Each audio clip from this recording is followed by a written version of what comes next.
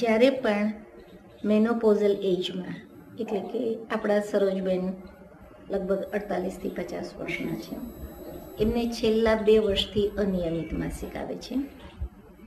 આ ઉંમરે અનિયમિત માસિક આવે એટલે 2 વસ્તુનો દરેકને વિચાર આવે. એક એવું માને કે મેનોપોઝમાં આવવાના છે માટે અનિયમિત માસિક છે અને વધારે પડતું આવે છે. અને બીજું છે એ ગર્ભાશયનો કે અંડાશયનો કોઈ પણ રોગ હોય તો પણ માસિક આવી રીતે મોડું આવે અને વધારે પડતું આવે. હવે સૌથી પહેલાં આપણે એ વિચારશું કે ગર્ભાશયની શું તકલીફ હોય તો આટલું બધું વધારે માસિક આવે, કે જે જૂની માન્યતા તમે કહ્યું કે આને લોહીવા કહેવાય. મોટા બહેન હોય એ એમ કે દાદીમાં હોય એવું કે તને 6-8 મહિનાથી બેન આવ્યું નથી ને એટલે આ થોડો લોહીવા થઈ ગયો, કારણ કે માસિક અંદર ભરાઈ ગયું હતું એટલે હવે બધું ઠલવાઈ ગયું છે. પણ એકચ્યુઅલી એવું નથી. એના માટે જ્યારે પણ દર્શક મિત્રો આવી રીતના ઇરેગ્યુલર બ્લીડિંગ થાય અને વધારે પડતું આવે ત્યારે આપણને ગર્ભાશયમાં કોઈ તકલીફ છે કે નહીં એ સૌથી પહેલાં રૂલ આઉટ કરવું પડે.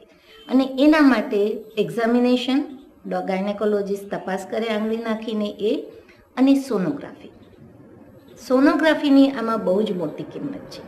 અને એ વખતે સોનોગ્રાફી કરીએ તો આપણને સ્લાઇડમાં દેખાય છે એ પ્રમાણે ગર્ભાશયમાં કાં તો ગાંઠ હોય, એને ફાઇબ્રોઇડ કહેવામાં આવે છે, અથવા તો અંડાશયની અંદર ગાંઠ હોય જેને ઓવેરિયન સિસ્ટ કહેવામાં આવે છે, અથવા તો ગર્ભાશયની દિવાલ જાડી થઈ ગઈ હોય એટલે તો વધારે આવે છે.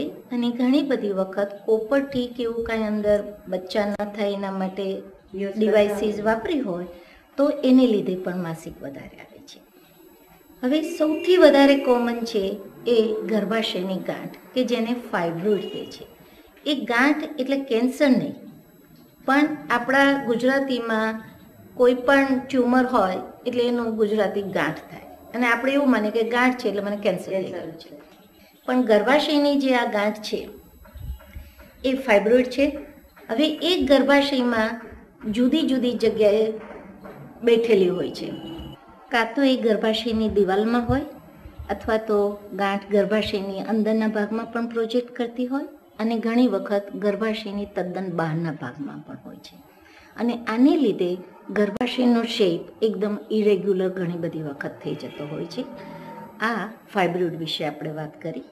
એવી જ રીતના બીજું કારણ છે કે ગર્ભાશયની દિવાલ જાડી થઈ જાય. એટલે દિવાલ જાડી થાય એક સોજાને લીધે થાય, જે બધાને ખબર છે.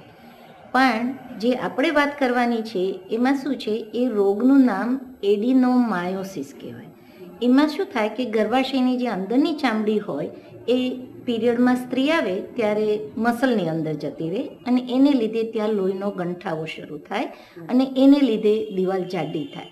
તમે ઘણી વખત સાંભળ્યું હશે કે ઘણા બહેનને એ પીરિયડમાં આવવાના હોય એના 3-4 દિવસ પહેલાં ખૂબ દુખે અને પછી પીરિયડમાં આવે. એ આ રોગને લીધે થાય છે. ત્રીજી વસ્તુ છે અંડાશયની ગાંઠ. આપણે જે પિક્ચરમાં જોયું કે અંડાશયમાં ગર્ભાશય વચ્ચે છે અને બંને બાજુ અંડાશય છે જે બંને ફૂલી ગયેલા છે.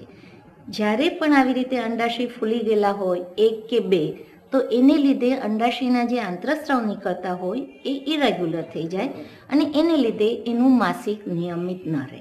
કાં તો એને વધારે આવે અને અથવા તો ઘણી બધી વખત ઓછું આવે. ના, એટલે એ આ જ ઉંમરમાં થાય છે એનું શું કારણ? યુઝ્યુઅલી કારણ કે અંડાશય આ ઉંમરમાં અંડાશયમાંથી આંતરસ્ત્રાવ નીકળવાના ધીરે ધીરે બંધ થવાના છે. એટલે પહેલાં ઓછા થાય છે અને એને લીધે એની જે ગર્ભાશયની દિવાલની રિસ્પોન્સ હોય આંતરસ્ત્રાવનો એ પણ થોડો ઇરેગ્યુલર થઈ જાય છે. અને એના માટે એક તો નામ પણ છે જે આપણે બોલશું, એનું નામ છે ડિસફંક્શનલ યુટ્રાઇન બ્લીડિંગ. એટલે યુટ્રસ ડિસફંક્શન થઈ ગયું, એને પ્રોપર ફંક્શન નથી થયું અને એને લીધે એને બ્લીડિંગ થાય છે.